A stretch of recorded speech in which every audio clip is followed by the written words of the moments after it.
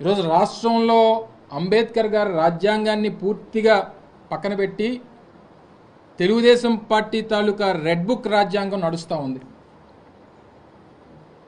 వారు ఏదైతే ముందు నుంచి వారు ఎన్నికల ప్రచారంలో చెప్పారో, వారు అధికారంలోకి రాకమునుపు చెప్పారో, వారు చెప్పినటువంటి ఆ రెడ్ బుక్ రాజ్యాంగాన్ని ఈరోజు రాష్ట్రంలో అమలు చేస్తున్నటువంటి సందర్భాలు మనం చూస్తూ ఉన్నాం. ఇంకా పైపెచ్చు ఈరోజు అసెంబ్లీలో నీతులు మాట్లాడుతూ ఉన్నారు.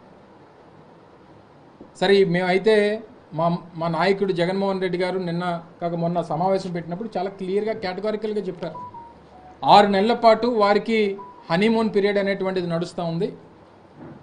సహజంగా ఒక అధికారంలోకి వచ్చినటువంటి రాజకీయ పార్టీకి, అధికారంలోకి వచ్చినటువంటి ఆ పార్టీకి సమయం ఇవ్వాల్సినటువంటి అవసరం ఉంది. వారు ఇచ్చినటువంటి హామీలు అమలు చేయడానికి మనం సమయం ఇవ్వాలి. వారు తీసుకునేటువంటి నిర్ణయాలకు మనం సమయం ఇవ్వాలి. ఇప్పుడు మనం మాట్లాడాల్సినటువంటి పని లేదు. 6 నెలల తర్వాత వారు తీసుకున్నటువంటి నిర్ణయాలన్నీ చూసిన తర్వాత అప్పుడు మనం స్పందిద్దాం అనేటువంటి మాట జగన్మోహన్ రెడ్డి గారు మొన్న సమావేశంలో చెప్పారు. దానికి కూడా వారు సమయం ఇవ్వట్లేదు.